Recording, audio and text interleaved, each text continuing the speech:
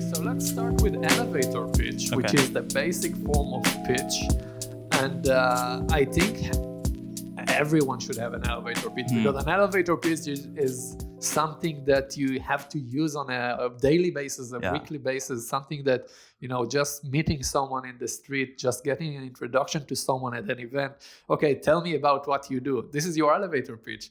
Yeah. It's something that should be around less than a minute and tell the core essence of your company and what it does. And I've heard different things, and I feel like there are multiple elevator pitches that you need to be prepared for. I've heard 90 seconds, I've heard 60, I've heard 30, and I've heard one sentence. I feel like the one sentence is something that it takes time to get there, but it's good to have a one sentence that this is what I do or this is my product. But the 60 seconds is where I'm good at. I have like few sentences that one tells what the product is, what I do. In my case, I usually do a demo in my elevator pitch.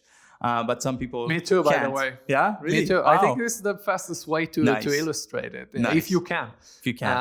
Not everyone can. Some B2B businesses can't really pull off their product and show it. But if you can, this helps with understanding it, faster, quicker, help with the entire elevator pitch. Use the tools that you have for sure.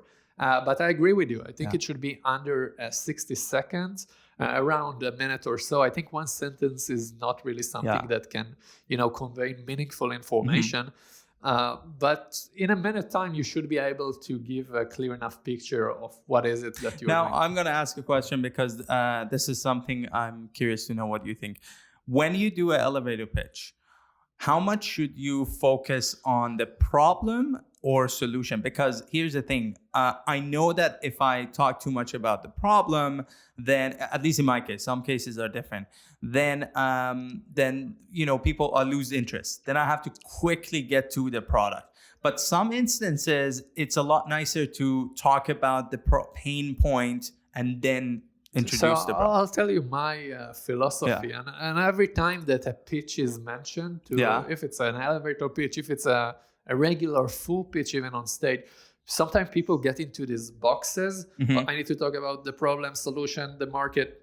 I really don't like it, especially not on an elevator pitch. I think an elevator pitch should be your way of conveying all of this information. You might include the problem and solution, but I think if you can do it more like in a conversational way, just like we're speaking right now, you have a better advantage. If you straight up getting into this robot mode and start the market is 1, 2, 3, 4 billion. No. That wasn't my point. I'm just saying this is a common problem that I see a lot. Even when we went out to events before COVID and you ask people what they do, some of them straight up getting to this robot mode and repeating the same mantras. But I'm saying if you can make it smooth in a conversation, that's a big advantage. So let me put it in an example. Let's say this is a pitch for Airbnb.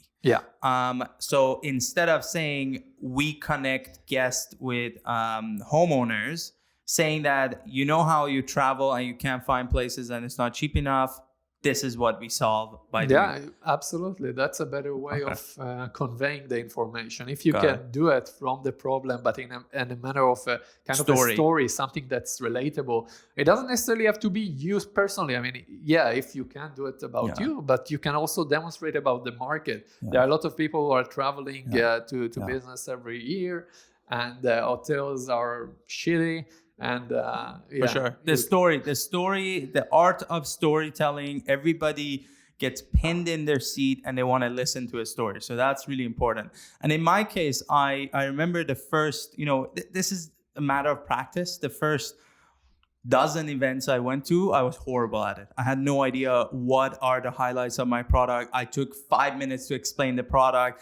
And then it slowly I realized what are the elements that people's eyes lit up and they understand the product. So then I constructed good sentences and it just got better and better. Yeah.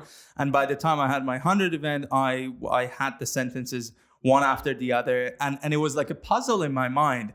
I had the library of sentences that apply to the story, to the problem, and each occasion I just pulled from this library, and I had a 45 seconds, 30-second pitch. And I like the fact that you can pull up the product and then you close the entire circle because you are saying it and showing it. Yeah, and people trying to wrap their head around it. It doesn't matter what you do, but if you can show it on top, that could easily close the circle and make it easier to understand and easier to use for sure.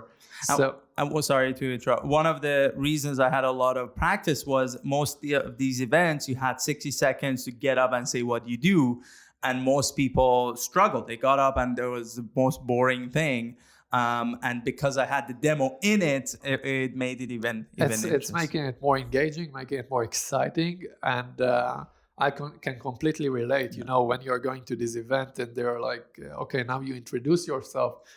As I said, there are the common structures to do it. Our company is doing blah, blah, blah in this market and blah.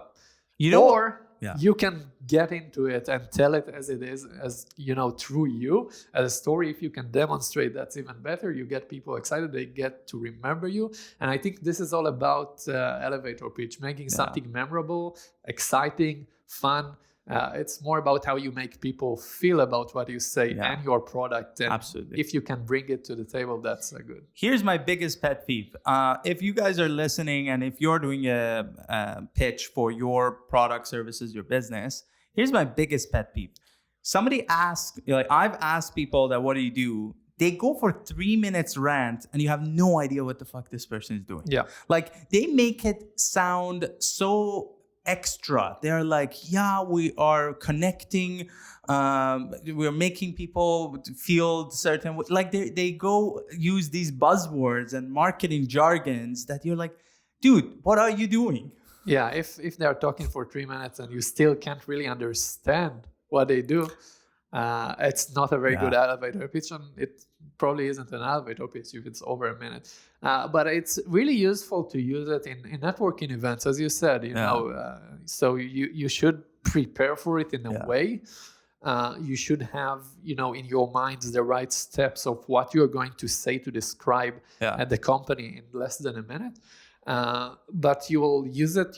Sometimes you don't know when you're going to use it. We are sitting at WeWork right now. And sometimes, investors are rolling by, partners, potential clients are rolling by, and you find yourself in a solution that I can call you Reza. Let me introduce you to someone. Okay, you're not going to do a full pitch and be super formal. You're going to do the elevator pitch. So you need to have that skill. And the more pitches you do, the more you'll perfect it. And absolutely. And the name says it all. You've got to be prepared for any situation. This holiday season, you might be, at the Christmas party or Thanksgiving dinner, and people are going to ask, so what are you doing? So what is your product? And the idea of the pitch, the result you're looking is not a close, whatever that close might be. The idea is you pique interest. So the person either asks you a question or asks you to meet you another time that you can explain. That's the whole idea. Yeah, so we should divide it to two. First of all, elevator pitch to investors, that's one thing. Elevator pitch in networking in general, that's another thing. Yeah. Both of them should be 90% the same, I would say. Yeah. For investor, you might want to emphasize other parts that are more relevant to them. But they should be about 90% the same. It comes back to having the library of the different components and have it so memorized that it's not like a robot. It's natural. It comes to you naturally, and you can pick the different. This is a partnership type of person, and I sway the pitch towards one thing, and it's a different. If you can adapt the pitch, that's even better. If you're knowing what type of audience you are speaking with, and you can make the pitch more relatable because you're giving an example using something from their world. That's the art of the pitch. So I just remembered at the beginning you asked me, I didn't know. I did a pitch competition that was an elevator pitch competition, 60 seconds or less. and there were 3 judges that were judging you and giving you feedback. After 60 seconds, I did a demo within the 60 seconds. And one of the judges were like, well, I thought you should have explained this and this and this. I didn't get that part. And then I said, well, isn't that the pitch supposed to intrigue you to ask those sort of questions? Because I can't do it in 60 seconds. Everybody laughed in the audience. They were like, yeah, he's right. Because you're not going to get everything in 60 seconds. You can't. But you have to have elements in there that piques interest. And that's my pet peeve. A lot of people go too far with the intrigue part. They don't tell you what it is. So 3 minutes in, you're like, just tell me what the product is. So there's a fine balance. I want to wrap up the elevator pitch.